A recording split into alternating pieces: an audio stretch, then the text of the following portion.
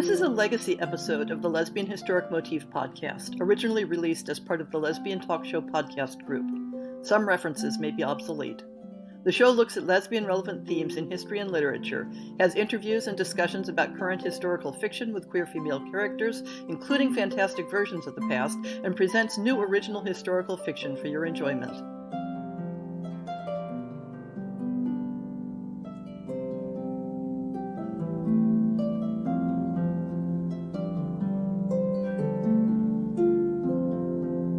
This month's essay was a request from author and past podcast guest Kathleen Knowles, who responded to a call for Ask Sappho topics by noting that we hear a lot about Sappho in the ancient Greeks, but what about classical Roman women?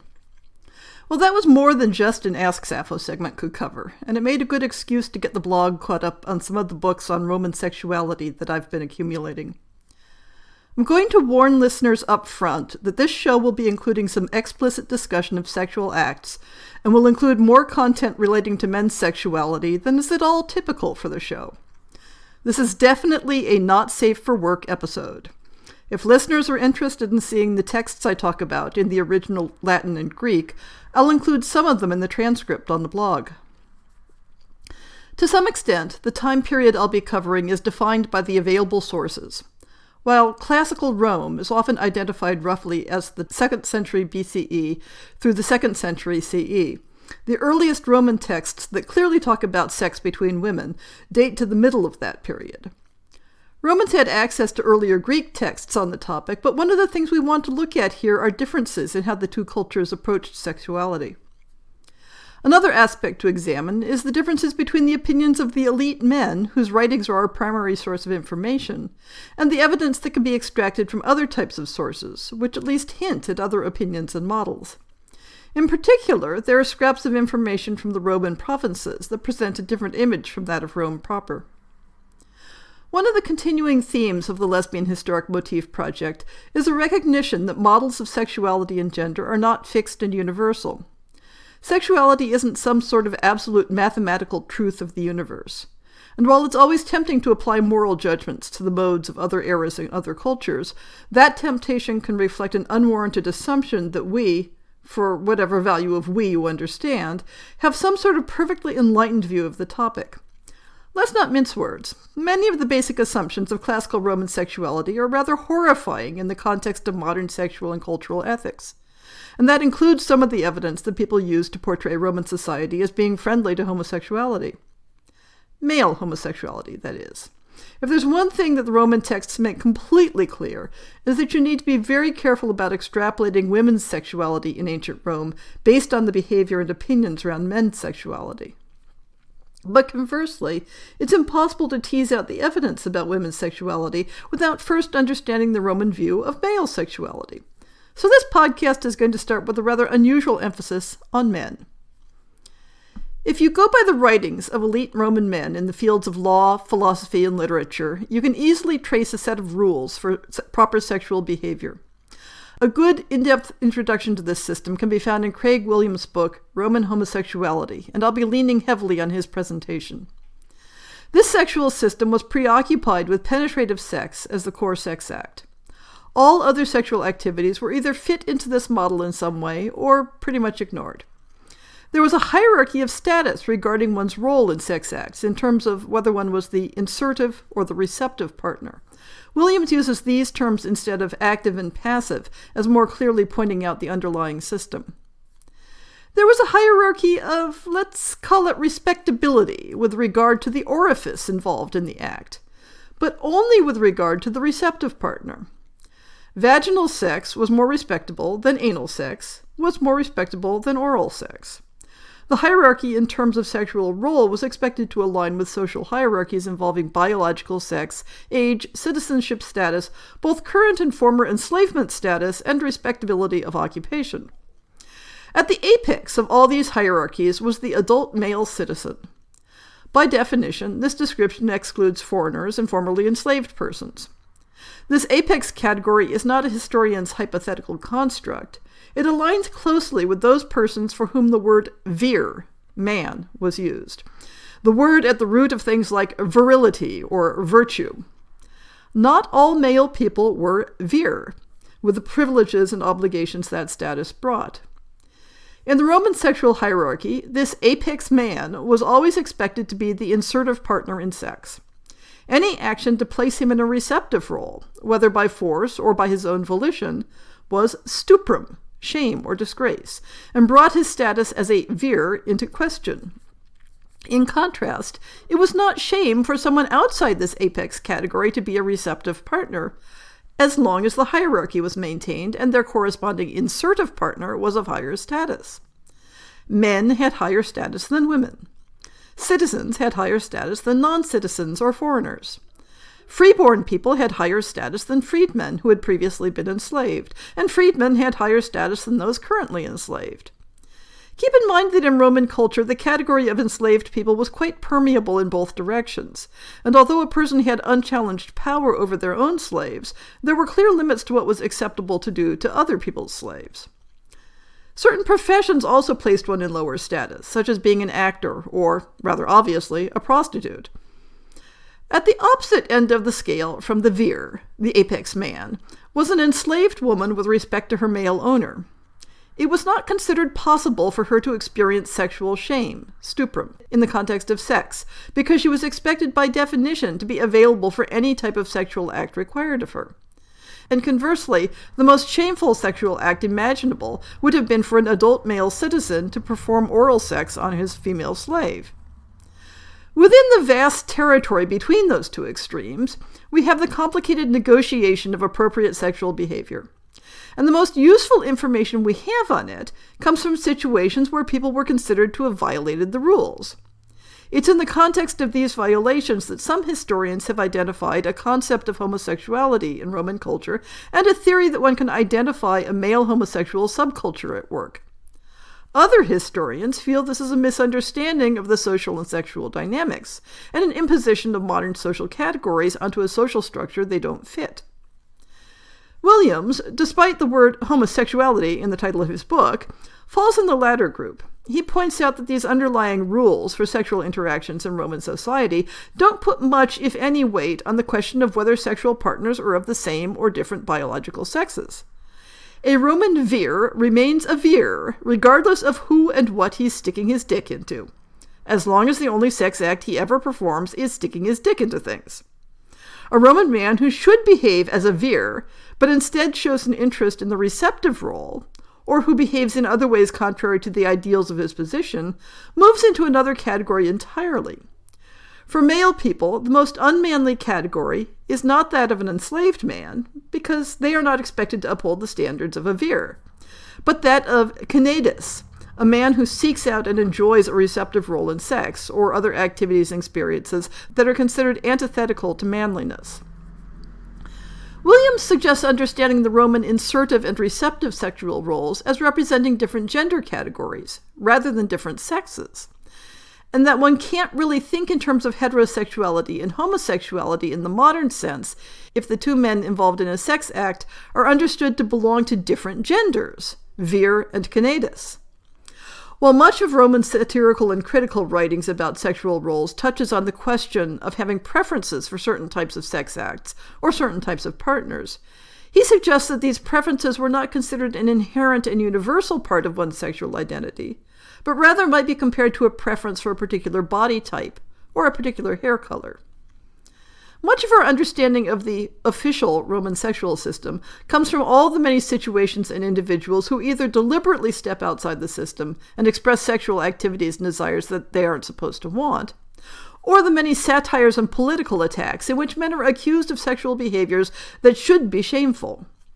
The fact that we have so much of this material points out to what extent the normative system was a hypothetical ideal rather than a description of everyday behavior.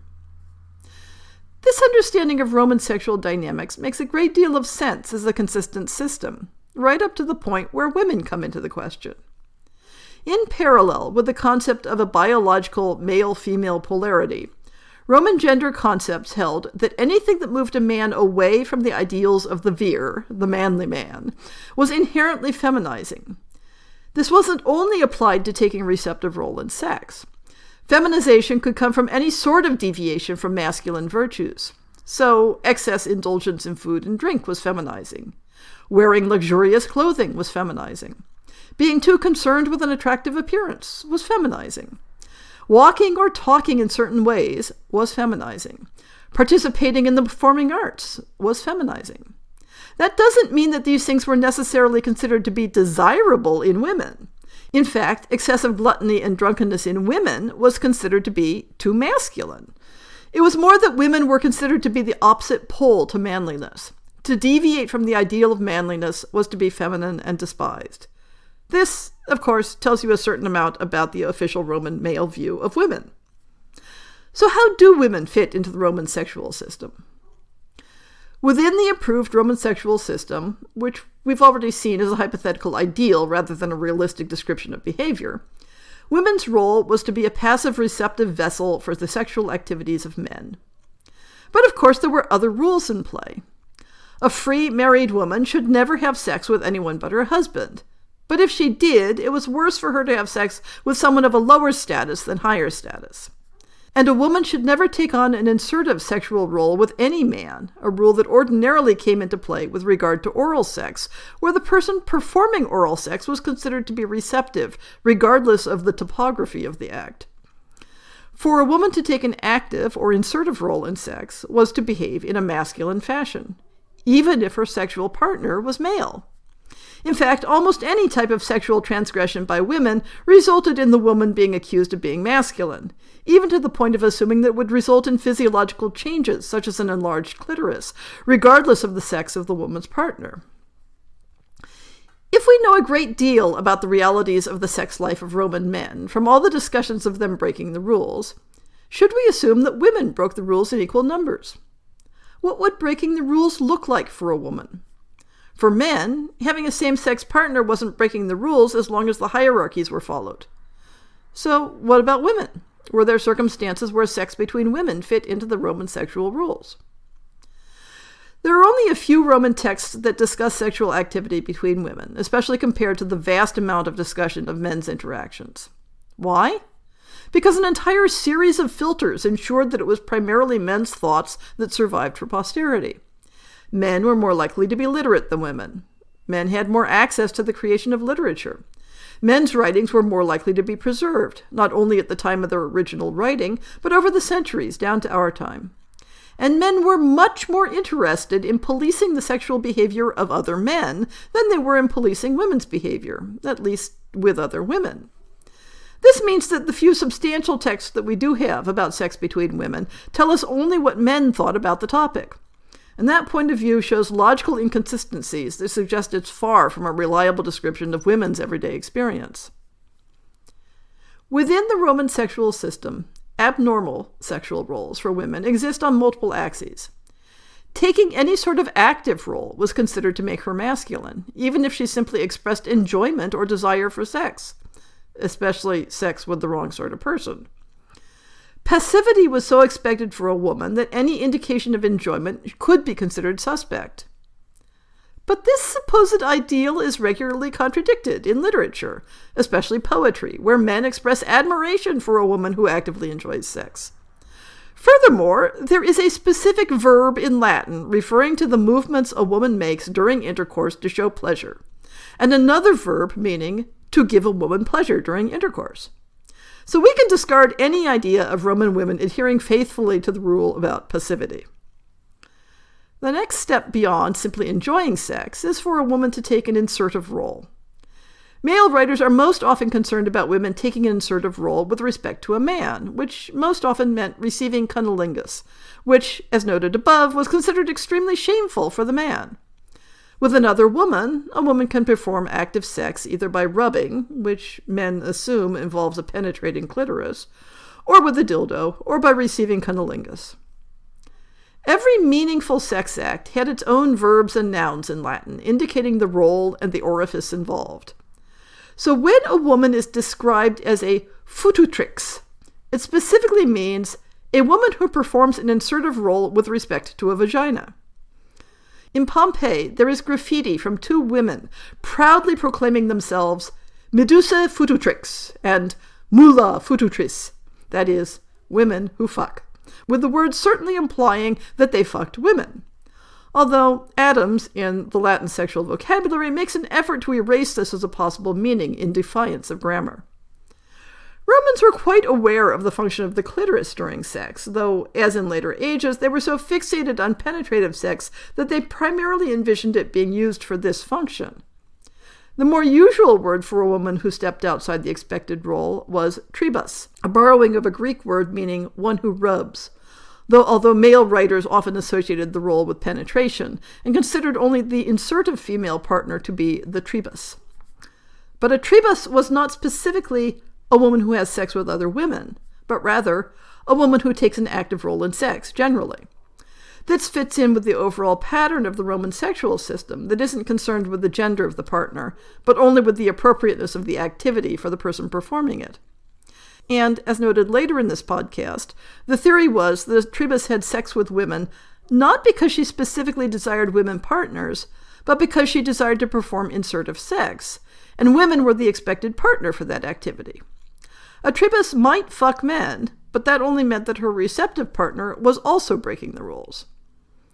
The same underlying meaning occurs in the Latin word frictrix, usually found in medieval Latin as fricatrix, which again means one who rubs, with the same root as the word friction.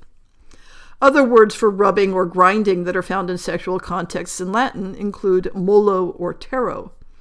I don't know whether these are found in contexts that could involve two women, though verbs of grinding are commonly used for sex between women cross-culturally. The Latin word for performing oral sex on a woman is quite familiar because it's been borrowed as the modern technical term, cunnilingus. The grammatical structure of the word indicates that it became a fixed compound fairly early, literally meaning cunt licking. But in Latin texts, this word most often occurs when a man is performing the act, specifically because it is considered extremely degrading for a man to perform oral sex on a woman. This didn't mean that the practice was okay between women. The Romans had a very negative attitude toward oral sex in general. The satirist Juvenal has a female character named Laronia uphold the moral superiority of women over men by noting that while certain men, and she names one, will perform mutual fellatio with each other, Roman women would never do the same with each other. Tedia non lambit cluviam, nec flora catulam. Tedia does not lick cluvia, nor flora lick catula. But condemnations of this type shouldn't be taken as a negative attitude towards sex between women in general, only of a specific sex act that was considered degrading when done by anyone. There are no clear references to women engaging in mutual masturbation, and legal and polemical texts do not, in general, condemn expressions of affection between women, such as hugging, kissing, and intimate touching. So these may not have been viewed as sexually transgressive, despite falling under the broad category of eroticism. Lucian's courtesan, about whom more later, puts her arms around a woman and receives kisses, including open-mouthed kisses, and what is clearly the initiation of sex that includes caressing the breasts as well as other acts the courtesan claims she's too embarrassed to describe. Lucian satirizes the scene, but focusing primarily on her partner's performative masculinity. At first, they kissed me like men, not simply bringing their lips to mine, but opening their mouths a little, embracing me and squeezing my breasts. Demonassa even bit me as she kissed me, and I don't know what to make of it. Romans created a lot of sexual art, though the lowbrow sort tended to be less durable than marbles and bronzes. The preserved wall paintings in Pompeii include many depictions of sex acts, among which two, maybe, show sex between women. Both appear as part of a series of paintings located in a house of prostitution that depict incrementally increasing levels of perversion as the series goes on. Although the paintings are damaged and difficult to see in detail, there are clues to the gender of the figures in conventions of depiction, such as skin tone and hairstyle. Scene number 5 in the series shows a clearly female figure, identifiable by a breastband, though otherwise naked, reclining in bed and raising one leg to rest on the shoulder of a standing figure who appears, by artistic convention, to be female as well. Speculation suggests that the standing figure may originally have been depicted wearing a dildo, but that portion of the painting no longer exists. The next scene shows a threesome with 2 men and a single woman, but the one after that has a foursome that includes a woman receiving cunnilingus from another woman, among several other sex acts. But pornographic art such as this isn't the only possible depiction of relations between women. Roman visual art is rarely, if ever, accompanied by explanatory text telling the viewer how to understand the postures and relationships of the figures. But if one extrapolates from positively depicted heterosexual scenes, we can identify clearly parallel symbolic relationships in some scenes between women. Mythologic themes involving all-female groups such as the Muses, Graces, and Maenads frequently imply homoeroticism by means of signifiers such as nudity and caressing of the shoulders and breast, or touching the face. The Graces may be staged in a parallel context with erotes, Cupid-like figures associated with sexuality, strengthening the erotic interpretation. The Muses were commonly associated with Sappho, not only in the latter being named the 10th Muse, but also in being associated with Lesbos, a location with erotic associations even when not specifically homoerotic. The Muses are frequently depicted enjoying an all-female assembly in which they gaze on each other and perform for each other. Their postures are reflected in depictions of mortal musicians, with female listeners embracing each other during the performance. Representations of female homoeroticism involving the goddess Aphrodite, or Venus, are also notable. Women are portrayed as receiving advice and assistance from the goddess in their romantic affairs, and this interaction is often depicted visually as involving embraces and other close contact with the goddess. The goddess may be understood as inflaming passion in the woman in preparation for a human lover. This view of homoeroticism, that is, preparing a woman for heterosexual love, is often looked askance from a modern point of view, but may have been part of the Roman homoerotic landscape. One of the more startling topics with regard to men's same-sex relationships are references to marriages between men. Often the marriages are brought up in the context of political satire or personal attacks, so are we meant to take the references literally, or are they meant mockingly? Williams gives some credence to the practice of marriage between men, although in some cases the references likely were only satirical. It appears that such marriages would not be entered into the official registry, but then neither were all marriages between men and women. Marriages between men didn't fit into the formal structures of Roman marriage because those structures were concerned with the begetting of legitimate freeborn children. And although male brides might be the subject of satire, the marriages themselves seem to be treated seriously enough to cause political upheaval on occasion. Williams concludes that such marriages happened, and the men considered themselves spouses, but the relationship was treated as anomalous and always involved treating one partner as being feminized by the relationship. And what about marriages between women? We actually have some data on that topic, though again, some of it may be intended satirically. The most positive evidence comes in a simple gravestone commemorating two freed women, Eleusis and Helena, shown clasping right hands, a pose called dextrarum iunctio that was used to symbolize a married couple. The astrologer Claudius Ptolemy notes that in a particular conjunction of planets, quote, "Women are secret tribids, but if Mars appears as well, they live openly and sometimes even call their partners lawful wives," unquote, suggesting at least the performance of a marriage-like relationship. In Lucian's Dialogues of the Courtesans, which I'll go into in more detail later, we are introduced to two women who present themselves as a married couple. They are almost certainly fictional characters, and the image of them as married is part of depicting one member of the couple as having an extremely masculine presentation. And there is additional evidence for marriage between women in Egypt, but I'm going to have a separate discussion of the various Egyptian topics at the end. Roman authors discussed a number of ideas about the cause or nature of same-sex desire, though these same sources discussed the causes of desires for other categories of partners not related to gender, such as age or social class. So this isn't quite the same as recognizing an essential category of homosexual orientation. These ideas range from mythic stories that show how they understood desire, to medical and astrological texts that discussed and classified types of desire, either with or without value judgments about them. We shouldn't take mythic stories as reflecting literal beliefs about human origins, but they do suggest certain attitudes. In contrast to Plato's origin story about sexual desire reflecting a drive to find one's other half, which treated same-sex and opposite-sex desire as equivalent. The fable recorded by Phaedrus about a drunken Prometheus attaching sexual organs to the wrong bodies penises to female bodies and vaginas to male bodies, reflects an opinion that there were right bodies to attach them to. In this fable, the conatus appears physically to be male by virtue of having a penis, but his sexual behaviors and desires for a passive role in sex are due to actually being female. Similarly, the tribus appears to be physically female due to having a vagina, but behaves in sexually aggressive ways due to actually being male. Their behavior is viewed as resulting from a type of gender dysphoria, my term here, within an obligatorily heteronormative system. This should be distinguished from a theory of transgender identity because it assumes a fixed relationship between gender identity and preferred sex acts and partners. This view assumes that the partners of the conatus and the tribus are behaving normally in accordance with the sexual desires that their bodies dictate. This theory is echoed by the 5th century medical writer Caelius Aurelianus, who suggests that moles, another term for conatus, and tribids also experience an excess of lust, which leads to other sexual vices besides taking the supposedly wrong role in insertive sex. He writes, "Just as those women called tribids, because they engage in both kinds of sexual practice, seek intercourse with women more than with men, and pursue women with almost a man's jealousy." By this definition, a tribid might just as easily choose a passive man as her sexual partner.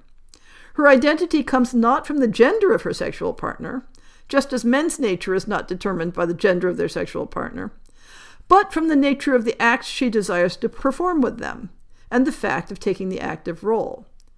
Thus, Seneca describes masculine women as, quote, drinking to excess and penetrating men, unquote, apparently unconcerned with what they might be doing with women. I'm going to digress for a moment to note a problematic aspect of historical analysis that I've seen in some academic work on Roman sexuality.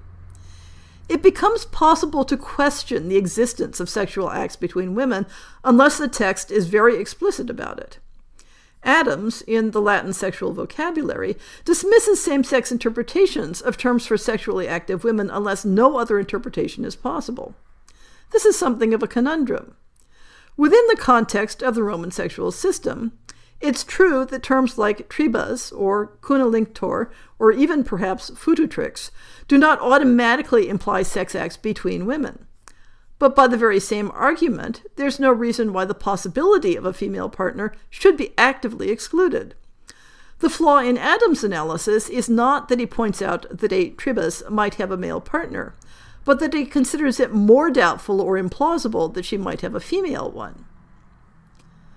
The literature of astrology and dream analysis reflect the expectation that people might have personal sexual preferences for a specific gender of partner. Artemidorus explains the meaning of a woman who dreams about penetrating or being penetrated by another woman, but considers these reasonable dreams to experience. The astrology manual of Julius Firmicus Maternus, written in the 4th century, and so falling a bit after our core period, asserts that certain conjunctions of the stars will reverse sexual expectations. Quote, women will be born with masculine character, but men will become castrates or eunuchs or male prostitutes, unquote. The implication is that gender identity is what is affected, and that sexual expression will follow from that.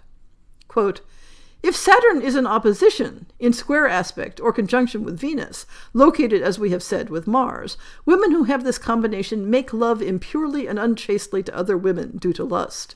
These vices will be stronger if this combination occurs in Capricorn or Aries, unquote. When male-authored texts consider the topic of women having sex with women, there is an assumption that not only some type of penetrative sex is involved, but that the act will involve a male-acting tribus and a, quote, normal, unquote, woman who is indifferent with regard to the gender of her partner.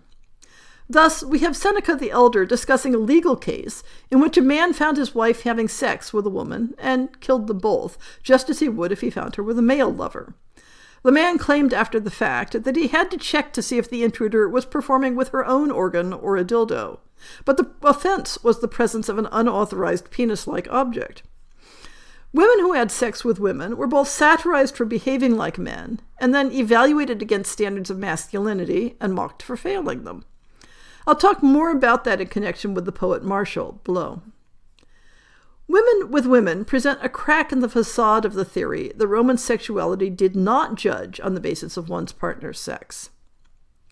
Of course, it shouldn't be surprising that a society as misogynistic as classical Rome should become irrational around the idea of two women loving each other. When we step away from the question of sex acts and consider romantic love and desire, we can see this clearly. The poet Ovid follows a common pattern in distancing the subjects of his work from the Roman here and now. He places his woman-loving women in mythic times and distant lands, Iphis and Ianthe in Crete, and invoking Egyptian deities, Sappho in a Greece that was ancient by his time. But this makes the attitudes he betrays even clearer. Ovid's series of mythic poems, known as the Metamorphoses, include a fair number of sexual digressions. One thing they definitely include is examples of a casual acceptance of romantic and sexual love between men. Even when the overarching story may find fault with how the men express that love, the stories never call into question the existence and possibility of the men's experiences. But when he turns to the story of Iphis and Ianthe, Ovid's imagination fails. On its face, Iphis and Ianthe is more of a transgender story than a same-sex one. But as we've seen above, the Roman imagination tended to impose a conceptual heteronormative binary even when the same-sex pairs are involved. Iphis is raised as a boy due to her father's stated intention to kill any daughter he has. In that guise, she and Ianthe fall in love. Ianthe is in ignorance of the disguise and takes the role of the, quote, normal, unquote, woman in the couple. But Iphis considers the fulfillment of their love as impossible and unnatural, and spends a great many verses agonizing over this point. On the eve of their wedding, Iphis's mother prays to Isis to intervene, and the goddess transforms Iphis into a man. The story can be seen alternately as supporting or condemning female same-sex love. The author shows no overt disapproval of Iphis's feelings when, in a female body, she loves a woman. But neither is this situation allowed to stand. Same-sex love is literally erased by means of divinely mediated sex change. The part that fails to match the supposed Roman sexual system is the idea that there's something uniquely impossible about desire between two female-bodied persons. Nothing in the sexual hierarchies detailed by Williams and others suggests impossibility. Even Marshall's most biting satires recognize that a female-bodied person could desire a female-bodied person. Perhaps not specifically or exclusively, but within the scope of possibility. This asymmetric negation of possibility should raise a big red flag regarding either the reliability of male Roman authors around the topic of women and sexuality, or regarding the application of the Roman sexual hierarchy to women. The same asymmetry occurs in another work attributed to Ovid, the story of Sappho and Phaon, that appears in his Heroides, a series of letters from classic heroines lamenting being abandoned by their lovers. In brief, the poet Sappho has, late in life, fallen hopelessly in love with the youth Phaon, and has thrown herself off a cliff to drown in despair over his rejection of her. Ovid didn't invent the idea of Phaon being Sappho's lover, although it appears to have arisen from a misinterpretation of poems written in the voice of Aphrodite. In mythic tradition, Phaon was a youth beloved by the goddess. The Sappho story appears as early as the 4th century BCE plays of Menander. But Ovid takes this motif and turns it into a conversion narrative, whereby Sappho doesn't simply include desire for a man among the many women she desires, such as Anactoria, but entirely rejects the love of women in favor of Phaon. There are also suggestions in the text that she now considers her previous love for girls as disgraceful. Only in the context of Ovid's Rome does this framing of the story emerge. Ovid's Sappho follows a pattern seen in Roman literature, that women in same-sex relationships are depicted as masculine, anachronistic, or Hellenic. From Ovid's point of view, she is all three. While Greeks treated same-sex love as appropriate between members of the same social category, Romans visualized same-sex love in terms of a social hierarchy of categories. With regard to sex between women, Romans held that it was not desire for a woman that made a woman a tribad, but rather the state of being a tribad that made her desire women. Romans could not imagine that a woman could love a woman, therefore to love women, Sappho must have been masculine in some essential fashion. The cracks in the system appear when we consider the conversion narrative aspect of the story. If, as is argued for men, there is no moral distinction made with regard to the sex of one's partners, then why should Sappho be depicted as seeing a qualitative difference between her relations with women and those with men? According to the Roman sexual system, perhaps Phaon should feel shame at being dominated by a woman, but that there is no support in that system for Sappho feeling differently about desiring men than desiring women, just as there is no support in the alleged Roman sexual system for requiring Iphis to be transformed physically into a man in order to love a woman, rather than simply being considered to have masculine characteristics. In fact, if Sappho is viewed as a tribus in the Roman system, then it should have been more acceptable for her to have female lovers than a male one. An author known as the Pseudo-Lucian, because his works were falsely attributed to Lucian, demonstrates this hypocrisy clearly in a philosophical treatise debating whether it was preferable for men to love boys or to love women. One of the characters appears to argue for love between women as being equally acceptable as love between men. "Come now, epoch of the future," he says, "legislator of strange pleasures, devise fresh paths for male lusts, but bestow the same privilege upon women, and let them have intercourse with each other just as men do. Let them strap to themselves cunningly contrived instruments of lechery, those mysterious monstrosities devoid of seed, and let woman lie with woman as does a man. That wanton lesbianism, that word seldom heard, which I feel ashamed to utter, freely parade itself, and let our women's chambers emulate Philaenis, disgracing themselves with sapphic amours. And how much better that a woman should invade the provinces of male wantonness than that the nobility of the male sex should become effeminate and play the part of a woman." The punchline, of course, is that this is meant as a reductio ad absurdum argument against love between men. Why, if you support that, the next thing you know, you'll claim that even women can love each other. Keep that name Philaenis in mind for later. She was possibly a fictional poet of the 4th century BCE to whom a treatise on sexual positions was attributed. In any event, there's a lot of reason either for doubting the ability of upper-class Roman men to accurately depict women's emotional lives, or for doubting that the Roman sexual system was gender-neutral, as some claim, at least when women were involved. Without belaboring the point any more than I have already, the Hannibal-sized elephant in the triclinium is misogyny. The rules went sideways around women loving women, because if to love a woman was to become masculine, then such a woman must be despised for trying to rise above her station. And it's necessary to keep that constantly in mind when looking at the small handful of detailed narratives we have around women's same-sex relations. So if we need to give men the side eye when they talk about women's sex lives, do we have any women to listen to? I already mentioned some graffiti at Pompeii, written in women's voices, and there's no good reason not to interpret them as being written by women and proclaiming their sexual roles. But the equivalent of public bathroom graffiti isn't a very nuanced genre for understanding women's interior lives. And, in fact, we have one solitary female voice recording her own thoughts about sexual desire and her place in the Roman sexual system. This is a set of elegies by the poet Sulpicia, writing at the very end of the 1st century BCE. She wrote a series of elegiac poems that take the form of letters to the man she was in love with. It's clear from the context that they weren't married, and Sulpicia had a guardian who had control over her movements and actions. But conversely, she seems to have been free to express her desires, if not her actions, openly, and her poems were preserved for posterity. The elegiac tradition sets itself up in opposition to cultural norms of propriety, but usually from the point of view of men rejecting those cultural expectations. Sulpicia expresses how the admission of desire is inherently improper by those cultural norms, but that she considers concealing her desire to be more shameful than proclaiming it openly. Sulpicia simultaneously rejects conventional ideals of shame, pudor, and invents a new standard that requires being true to love in parallel with the male elegiac poets embracing nequitia, depravity.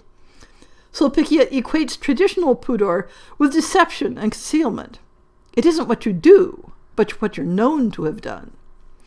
In various ways, she expresses how her beloved is worthy of her love, which, in turn, requires that she honor that love with public transparency.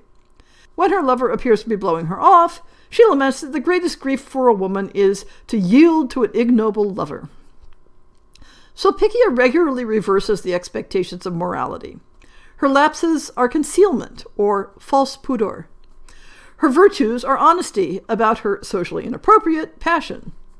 Thus, we get a female take on expected behavior within a romantic relationship and how it might be rejected, similarly to how male elegiac poets rejected the strictures imposed on them. Of course, this is a woman expressing desire for a man who might presumably be a suitable husband. Her transgression isn't in the object of her desire, but in openly admitting that she feels that desire. Still, it's a rare example of a woman's voice mapping out a different set of rules than the ones imposed on her by society. I think we now have enough background to take a critical look at the few detailed texts about sex between women that come down to us from Roman writers. The poet Martial was most famous for his bitingly satirical epigrams, short, witty poems full of crude humor and sarcastic wordplay.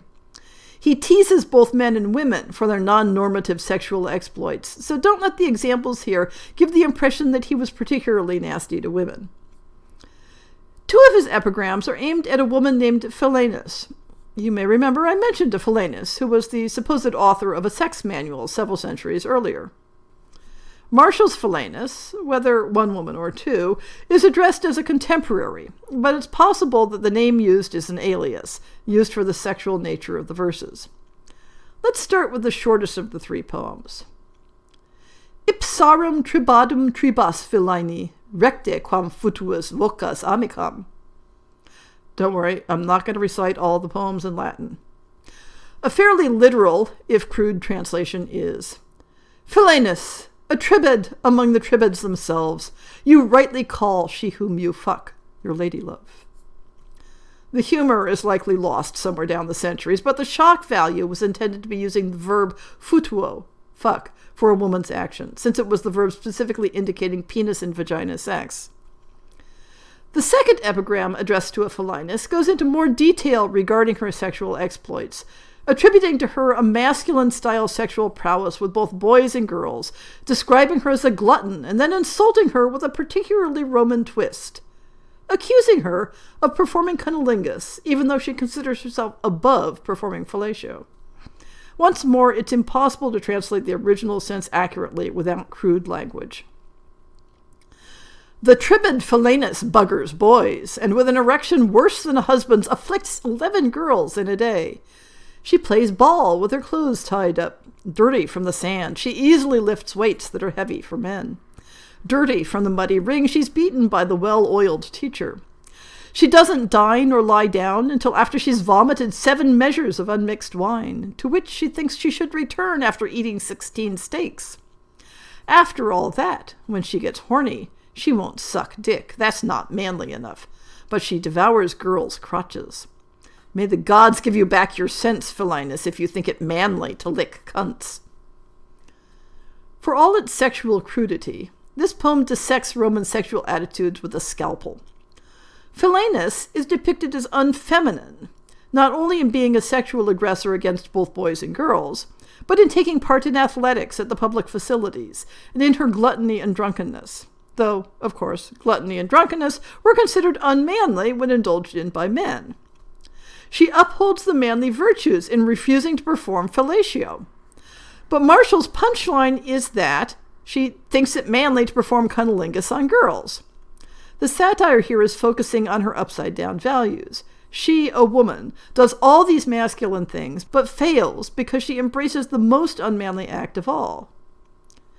Setting aside the possibility that Martial chose this description only because he considered it the most insulting thing he could think of, what if he's trying to wrap his head around the apparently contradictory behavior of an actual woman?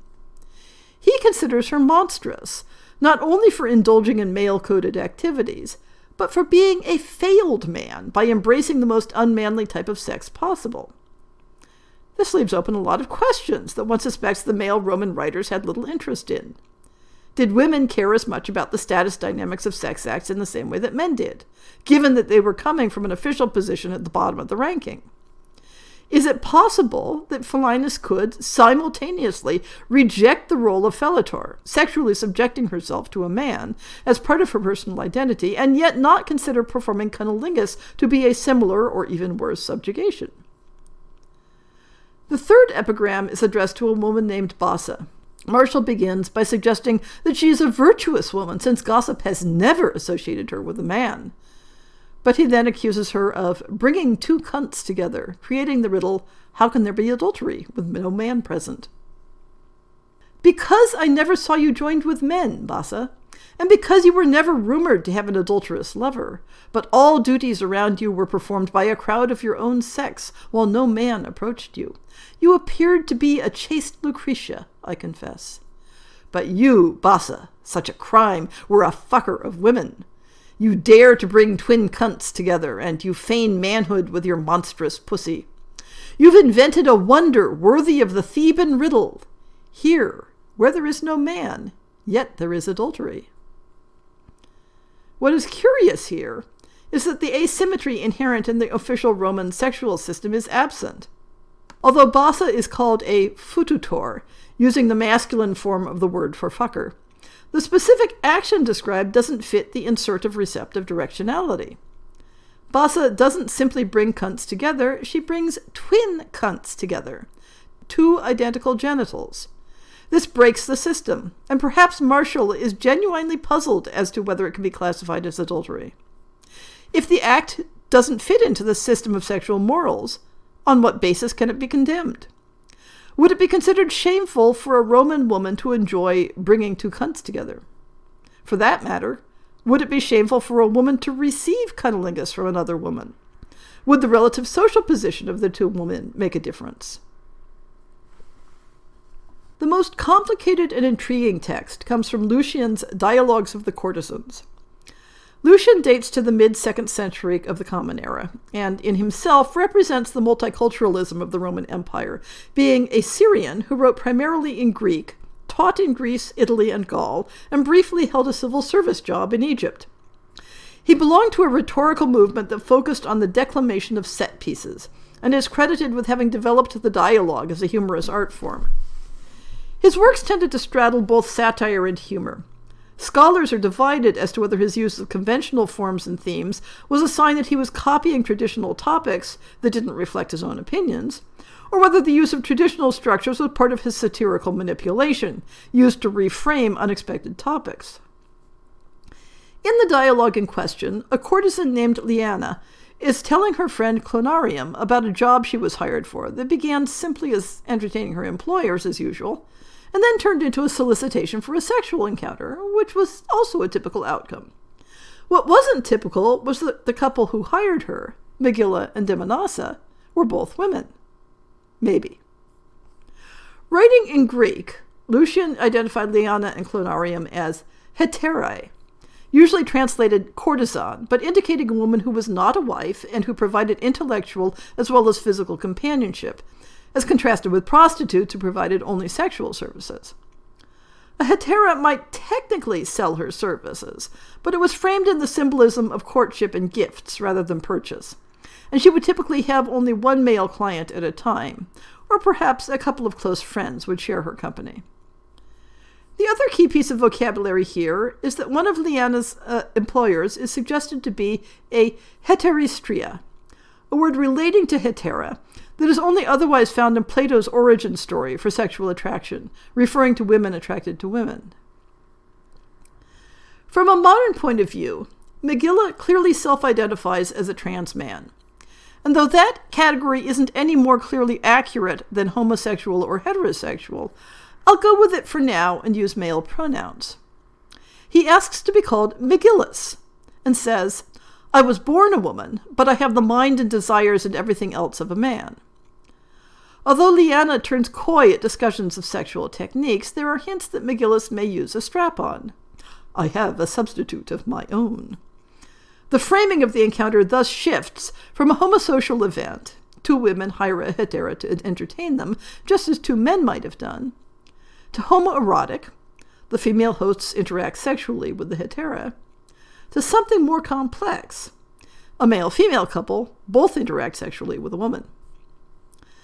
The question remains whether Lucian was accurately, if satirically, portraying a known social reality of his world, and perhaps poking fun at Clonarium for her naivete, or doing the same but holding up McGillis to ridicule, or portraying an entirely fictional male fantasy about women's sexual encounters and unable to imagine them without the presence of a male acting figure. As we discussed earlier, Roman writers assumed that in any same-sex encounter between women, one of them must be taking a male role. And yet, Damonassa is not portrayed as masculine. If she were, it would undermine the portrayal of McGillis and Damonassa as a male-female couple. Given that she's not, then no matter how one understands McGillis, there is sex between women going on in the threesome. In short, Lucian's dialogue presages the entire butch transgender interface of the modern era with its complexities and ambiguities of identity and presentation. In the following dialogue, pay attention to the fact that McGillis is said to be from Lesbos, which is explicitly noted as a home of Tribids. Clonarium. We've been hearing strange things about you, Liena. They say that Megilla, the rich lesbian woman, is in love with you, just like a man. That you live with each other and do goodness knows what with each other. Hello, blushing. Tell me if it's true. Liena. Quite true, Clonarium, but I'm ashamed, for it's unnatural. Clonarium. In the name of Mother Aphrodite, what's it all about? What does the woman want? What do you do when you are together? You see, you don't love me, or you wouldn't hide such things from me. Liena. I love you as much as I love any woman, but she's terribly like a man. Clonarium. I don't understand what you mean, unless she's a sort of woman for the ladies, in Greek, heteristria. They say there are women like that in Lesbos, with faces like men and unwilling to consort with men, but only with women, as though they themselves were men. Liena. It's something like that. Clonarium. Well, tell me all about it. Tell me how she made her first advances to you, how you were persuaded, and what followed. Liena. She herself and another rich woman with the same accomplishments, Damonassa from Corinth, were organizing a drinking party and had taken me along to provide them with music. But when I had finished playing and it was late and time to turn in, and they were drunk, Megilla said, Come along, Liena, it's high time we were in bed. You sleep here between us. Clonarium. And did you? What happened after that? Liena. At first, they kissed me like men, not simply bringing their lips to mine, but opening their mouths a little, embracing me and squeezing my breasts. Damonassa even bit me as she kissed, and I don't know what to make of it. Eventually, Megilla, being now rather heated, pulled off her wig, which was very realistic and fitted very closely and revealed the skin of her head, which was shaved close, just as on the most energetic of athletes. This sight gave me a shock, but she said, Liena, have you ever seen such a good-looking young fellow? I don't see one here, Megilla, said I. Don't make a woman out of me, said she. My name is Megillus, and I've been married to Damonassa here for ever so long. She's my wife. I laughed at that, Clonarium, and said, Then, unknown to us, Megillus, you were a man all the time, just as they say Achilles once hid among the girls. And you have everything that a man has, and can play the part of a man to Damonassa? I haven't got what you mean, said she. I don't need it at all. You'll find I've a much pleasanter method of my own. You're surely not a hermaphrodite, said I, equipped both as a man and as a woman, as many people are said to be, for I still didn't know, Clonarium, what it was all about. But she said, No, Liena, I'm all man. Well, I said, I've heard the Boeotian flute girl Ismenadora repeating tales she'd heard at home, telling us how someone at Thebes had turned from woman to man, someone who was also an excellent soothsayer and was, I think, called Tiresias. That didn't happen to you, did it? No, Liena, she said. I was born a woman like the rest of you, but I have the mind and the desires and everything else of a man. And do you find these desires enough, said I? If you don't believe me, Liena, said she, just give me a chance, and you'll find I'm as good as any man. I have a substitute of my own. Only give me a chance, and you'll see. Well, I did, my dear, because she begged so hard, and presented me with a costly necklace and a very fine linen dress. Then I threw my arms around her as though she were a man, and she went to work, kissing me and panting and apparently enjoying herself immensely.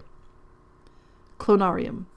What did she do? How? That's what I'm most interested to hear. Liena. Don't inquire too closely into the details. They're not very nice. So by Aphrodite in heaven, I won't tell you. When we're talking about the Roman Empire, we aren't talking only about the culture of Roman Italy itself, but of a vast sweep of provinces, from Britannia to Hispania to Anatolia to Egypt. Rome incorporated these very different cultures to form hybrid societies adapting both local and imperial traditions. Do we have any evidence regarding attitudes toward same-sex relationships in the Roman provinces? There are a few comments among Greek and Roman writers about the sexual habits of the Celts, suggesting that Celtic men were known to sleep together, one author stating that, quote, "The young men will offer themselves to strangers and are insulted if the offer is refused," unquote. But I'm hesitant to assume that the observation tells us anything useful about women's behavior or attitudes toward it. However, in the case of Egypt, we do have a variety of evidence speaking directly to the topic that suggests that sex, love, and even marriage between women was something considered acceptable and even perhaps ordinary in Egypt. One of the more interesting types of everyday texts from the classical Roman era were magical spells, either to curse someone, or to bless them, or to bind them to a particular course of action. There are several such magical texts from Roman Egypt that contain spells to cause a specific woman to fall in love with, or at least to lust after, another specific woman. The texts give personal details about the target and descriptions of what the user wants to happen. A papyrus fragment, written in Greek from the 2nd century CE, calls on the gods to, quote, "attract and bind Serapias to this Heraeus. Now, quickly, by her soul and heart, attract Serapias herself." I've omitted some repetitive formulas identifying the participants. An even more lengthy and repetitive spell is found on a lead tablet from the 3rd or 4th century, again written in Greek. The gods are invoked with lengthy descriptions and names, but the meat of the request is to, quote, "inflame the heart, the liver, the spirit of Gorgonia with love and affection for Sophia. Burn, set on fire, inflame her soul, heart, liver, spirit with love. Force her to rush forth from every place and every house, loving Sophia. Let her surrender like a slave, giving herself and all her possessions." Unquote. Amid much formulaic repetition, but always coming back to a demand for love and affection. A tradition of sexual desire between women in Egypt is still being recorded in the early Christian period in 5th century documents from a monastery that recorded a punishment for 2 women for, quote, "running after," unquote, other women in friendship and physical desire. The phrase, "to run after someone with physical desire," occurs in a number of texts, indicating that it was a regular expression with understood meaning. Yet another passage condemns, quote, "a woman among us who will run after younger women and anoint them and is filled with a passion or is," something or other's missing here, "them in a passion of desire and slothfulness and laughter and vain error." Marriage between women is another feature associated with Egypt in a number of different sources. Jewish commentaries from the 2nd century, when explaining the reference in Leviticus 18:3 that says, "You shall not do as they do in the land of Egypt," expands on this, asking, "and what did they do? A man married a man, and a woman, and a man married a woman and her daughter, and a woman was married to 2 men. So this isn't a narrow reference to marriage between women, but one generally discussing non-approved forms of marriage said to exist in Egypt. As noted previously, the astrologer Claudius Ptolemy of Alexandria, Egypt, referred to certain planetary conjunctions leading women to, quote, "call their female partners lawful wives," unquote. And his near contemporary and countryman, the Christian theologian Clement of Alexandria, when condemning gender transgression in both men and women, specifically called out, quote, "women who behave like men, in that women, contrary to nature, are given in marriage and marry other women," unquote. And I'll close with some excerpts from the 2nd century Syrian-Greek author Iamblichos, whose long, rambling romantic adventure, the Babylonica, survives in a summary by a 9th century author, who adds his own commentary on 2 side characters in the work, Queen Berenica of Egypt and her wife Mesopotamia. Now, It's clear within the context of the novel that Mesopotamia's name is taken from the territory, for she has two brothers named Tigris and Euphrates. But it's equally clear within the context of the story that she is presented as an ordinary woman and not some allegorical figure. At some future point, I may put the entire summary of the Babylonica in the blog because it's a delightfully incoherent romantic adventure. But here are the excerpts referring to Mesopotamia and Berenica. By way of digression, the author relates the history of the temple and the little island which is formed by the surrounding waters of the Euphrates and Tigris. The priestess of Aphrodite had 3 children, Euphrates, Tigris, and Mesopotamia. The last, who was born ugly, being changed into a woman so beautiful that 3 suitors quarreled for her hand. Bocorus, the most famous judge of the time, was chosen to decide their claims, and the 3 rivals pleaded their cause. Now, Mesopotamia had given one of them the cup from which she drank, had crowned the second with a garland of flowers from her own head, and had kissed the third. Bocorus decided that she belonged to the one whom she had kissed. But this decision only embittered the quarrel, which ended in the death of the rivals by one another's hands. And then, later, Damas arrests the priest of Aphrodite and questions him about Sinonis. The old man is condemned to change his ministry for the office of executioner, the manners and customs relating to this office. Euphrates, whom the priest his father takes for Rhodanus and calls him by this name, is arrested, and his sister Mesopotamia takes to flight.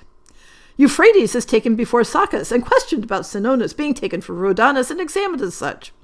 Saccas sends a messenger to Garmus to inform him that Rhodanus is captured and that Sinonis soon will be. For Euphrates, when questioned in the name of Rhodanus, being obligated to call his sister Mesopotamia by the name of Sinonis, declares that Sinonis fled when she saw him arrested. Trust me, it makes a tiny bit more sense in context. The next bit would have been lovely to have in more detail, but all we get is the story of Berenica, daughter of the king of Egypt, of her disgraceful amours, of her intimacy with Mesopotamia, who was afterwards seized by Saccas, and, as Sinonis, sent to Garmus with her brother Euphrates.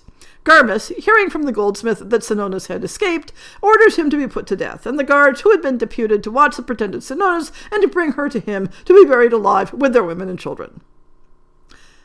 The Greek word that is being translated as intimacy here is a form of eros, meaning sexual love.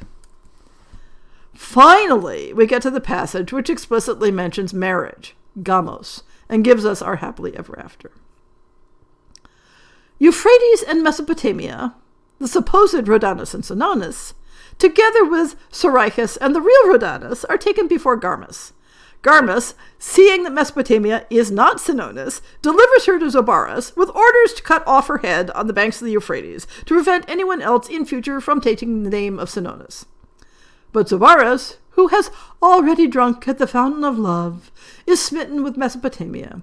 He spares her life and sends her back to Berenica, who had become queen of Egypt after her father's death and from whom she had been taken.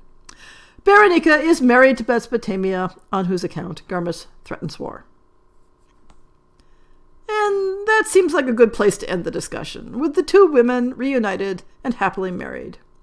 It may be a fiction, but it's a Roman fiction, and tells us that women in classical Rome had at least one clear story to tell them that such a thing was imaginable.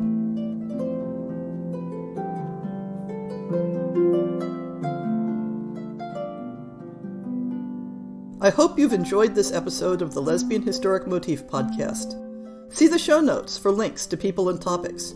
Most shows will have a transcript linked as well. If you have a book announcement, a topic suggestion, or might like to appear on the show, please drop me an email. If you enjoyed this podcast, please rate it and subscribe on your favorite podcast app, and consider supporting our Patreon.